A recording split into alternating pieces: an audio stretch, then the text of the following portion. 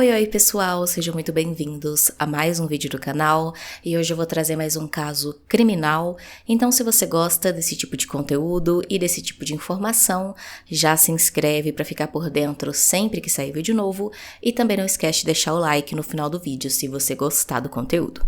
Antes de começar o caso, eu queria avisar que tem muitas pessoas envolvidas nesse caso, tem a vítima e tem também várias pessoas ali que foram consideradas suspeitas e não se tem fotos de todos os envolvidos porque o caso é um pouquinho antigo, então vai ficar faltando foto de algumas pessoas, provavelmente vão ter poucas fotos nesse caso, mas de qualquer maneira eu espero que isso não atrapalhe a experiência de vocês.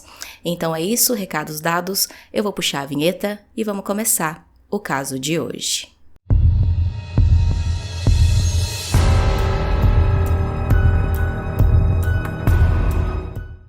Silvia Noélia Paula Toledo, conhecida mais popularmente como Paula Toledo, tinha 19 anos na época do caso e vivia em San Rafael, na Argentina.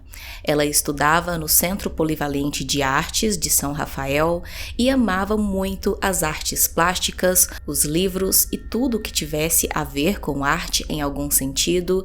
Também amava a natureza, ela amava tomar banho de chuva. Ela foi descrita como uma jovem tímida e um pouco insegura, isso porque, segundo a sua mãe, Nuri Ribota, quando ela foi dar à luz a Paula, no nascimento dela, foi necessário utilizar um instrumento cirúrgico chamado fórceps, que é uma pinça arredondada que é utilizada para o auxílio no parto normal para facilitar a passagem do bebê. Esse é um instrumento um pouco perigoso e, em alguns casos, causa alguma complicação no bebê, e isso aconteceu no caso da Paula. Esse instrumento acabou causando um dano no nervo motor do rosto dela, o que causou uma paralisia facial periférica do lado esquerdo de seu rosto. Por conta disso, a Paula se sentia bastante insegura, ela não se sentia tão bonita quanto gostaria, e isso fazia com que ela fosse um pouco mais tímida e retraída. Como eu disse, a Paula adorava artes e ela gostava muito também de pintar quadros, ela pintava quadros muito bonitos e também gostava muito da natureza. Juntando essas duas coisas, então, a Paula costumava pintar os seus quadros do lado de fora de casa, ali no jardim, enquanto observava a natureza.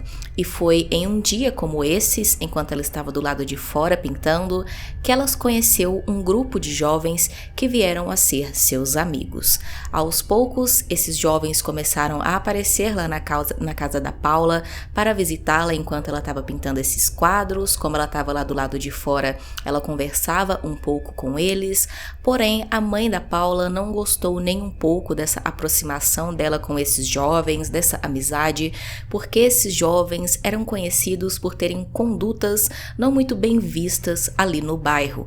Na verdade, eles pertenciam a uma gangue considerada até mesmo um pouco perigosa, que controlava ali praticamente o que acontecia ou não no bairro onde a Paula morava. A gangue, composta principalmente por homens, adolescentes e alguns homens também já adultos, eram bastante problemáticos, eles causavam problemas, muitas vezes estavam envolvidos em crimes, e então a mãe da Paula falou para ela não se envolver com essas pessoas, mas a Paula não viu problema nisso, ela disse que eles eram tranquilos, que não eram tão ruins quanto a sua mãe achava, e continuou desenvolvendo uma amizade com essas pessoas. Esse grupo que se aproximou da Paula era composto por 7 jovens, os irmãos Vitor e Alexandro Echegaray, um outro rapaz também chamado Ivan Gauna, Jorge Sanches, Andrés Maravilla, Christian Torres e Marcos Graham.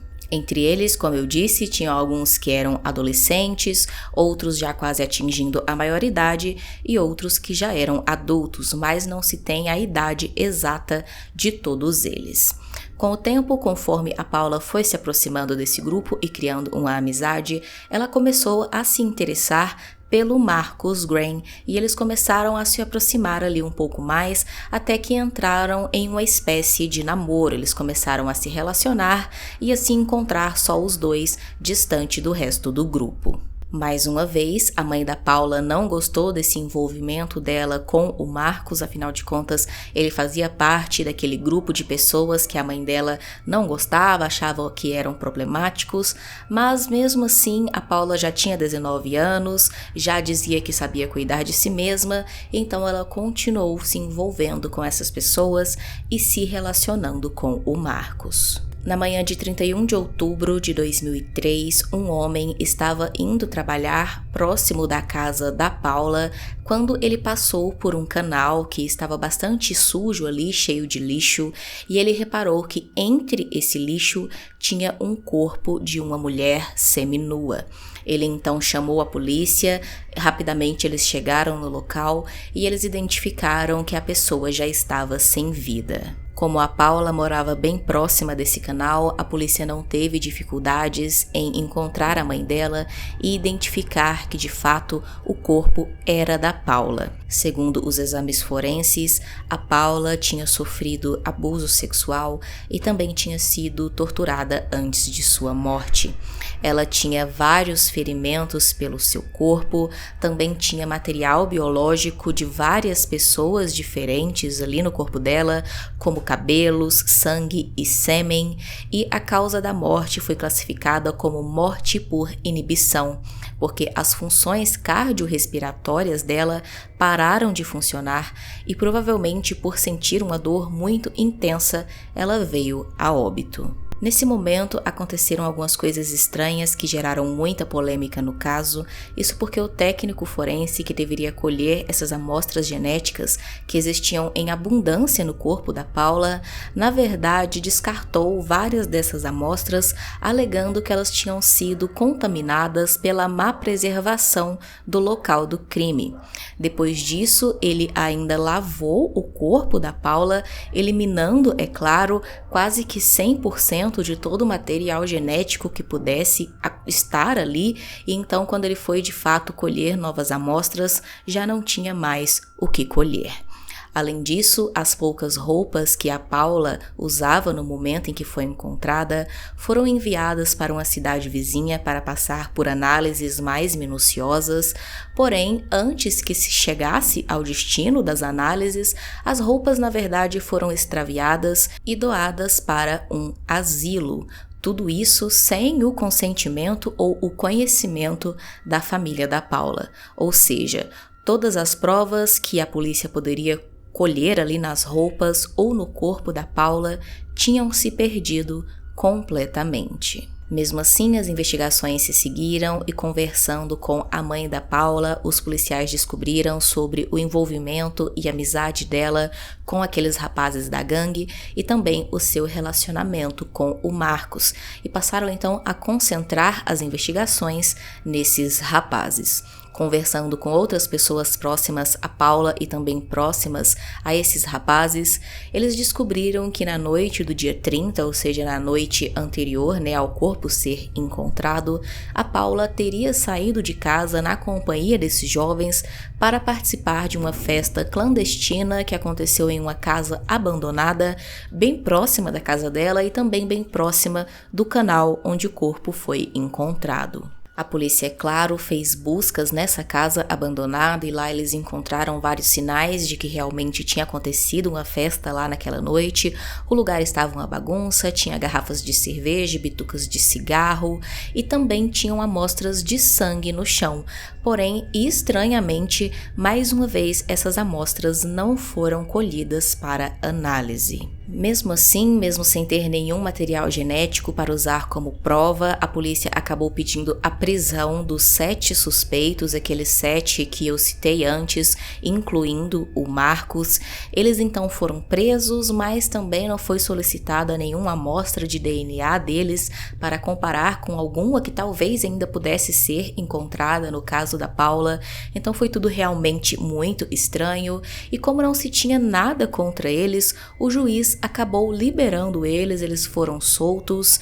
Dias depois, um outro juiz pediu novamente a prisão deles, mas dessa vez eles já não encontraram todos, encontraram apenas 6, porque o Marcos, o que era o namorado da Paula, havia fugido. Em 2006, aconteceu o primeiro de vários julgamentos que aconteceram nesse caso, e neste, os 6 suspeitos que estavam presos foram a julgamento pelo crime de abuso sexual seguido de morte e feminicídio. Graças a declarações das testemunhas, foi possível comprovar que todos os suspeitos estiveram naquela casa abandonada na noite do crime, participando da festa, que a Paula também esteve lá. Entretanto, por causa do péssimo trabalho realizado pela perícia, os juízes acabaram absolvendo Vitor, Alejandro, Ivan, Jorge, Christian e Andrés por falta de provas. O caso, a esse momento, tinha ganhado uma grande notoriedade, toda a mídia estava acompanhando o caso, ele ficou muito famoso, e então, por conta de muitos protestos e também de recursos que a acusação apresentou, o julgamento acabou sendo anulado e um novo julgamento foi marcado. Nesse mesmo período, o Marcos, que estava foragido, foi finalmente encontrado em dezembro de 2007 em outra cidade da Argentina e foi levado de volta para ficar preso aguardando até o seu julgamento,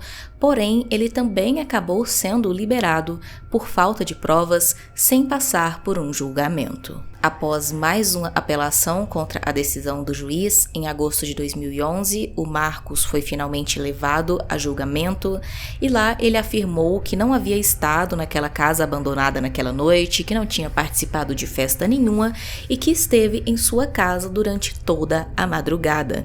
Sendo assim, mais uma vez, ele foi solto por falta de provas. A família da Paula voltou a utilizar o recurso para a anulação do julgamento, ele foi anulado, porém não aconteceu um novo até dezembro de 2020, lembrando que o crime aconteceu em 2003. Nesse novo julgamento, foram apresentadas 2 novas testemunhas, entre elas um agente da polícia que na época do crime tinha apenas 14 anos. Ele e a outra testemunha alegaram que na noite do dia 30 de outubro, a noite em que a festa teria acontecido, eles viram o Marcos e a Paula juntos em um comércio comprando cervejas. Eles disseram que não deram essa informação antes para os investigadores porque temiam por suas próprias vidas, já que as pessoas envolvidas ali, pertenciam àquela gangue perigosa. Com esses testemunhos, então, aquela alegação do Marcos de que não tinha saído de casa na noite do crime foi completamente derrubada. E então foi possível finalmente, pelo menos, determinar que foi ele quem tinha levado a Paula até a festa aquela noite e entregado ela ao grupo de pessoas que cometeu o crime contra ela. Em 12 de fevereiro de 2021, mais de 17 anos após o crime contra a Paula, finalmente o julgamento do Marcos chegou ao fim e ele foi condenado a 11 anos de prisão por ser considerado penalmente responsável como participante necessário no abuso sexual e posteriormente feminicídio de Paula Toledo. Ou seja, ele não foi preso pelo seu feminicídio como a família dela desejava, foi preso apenas como uma pessoa que entregou a Paula ao grupo que tirou a vida dela aquela noite. Na mesma época em que aconteceu o último julgamento do Marcos, foi declarado que aqueles outros envolvidos, aqueles 6 rapazes que eram também suspeitos no crime, não poderiam ser julgados novamente por conta daquele princípio que uma pessoa não pode ser julgada pelo mesmo crime 2 vezes, a não ser que novas provas concretas tenham surgido. E então, como não tinha surgido nada de novo contra esses rapazes, eles foram absolvidos, o crime prescreveu para eles e por isso só o Marcos foi julgado no final. A família da Paula, é claro, não ficou nem um pouco satisfeita com esse resultado, assim como a população em geral. Várias manifestações aconteceram com pessoas pedindo por justiça e dizendo que aquele resultado era uma vergonha. Inclusive, a mãe da Paula deu uma declaração dizendo que, para ela, a justiça não foi feita. Deixe aqui nos comentários qual a sua opinião sobre esse caso, se você acredita no envolvimento daqueles 6 rapazes que foram considerados suspeitos, mas que foram absolvidos, o que você pensa também sobre a conduta daquele perito forense que descartou todas aquelas amostras, todos aqueles DNAs e material genético que tinha no corpo da Paula, assim como as roupas dela. O que você acha dessa atitude dele? Eu achei particularmente muito suspeita. Então, o que você acha sobre tudo isso? Se você acha que tem algo maior por trás do caso da Paula, deixe aqui nos comentários que eu vou adorar saber a sua opinião. Também se inscreve aqui no canal se não for inscrito, deixa o like se você gostou de conhecer mais essa história. E é isso, a gente se vê no próximo vídeo.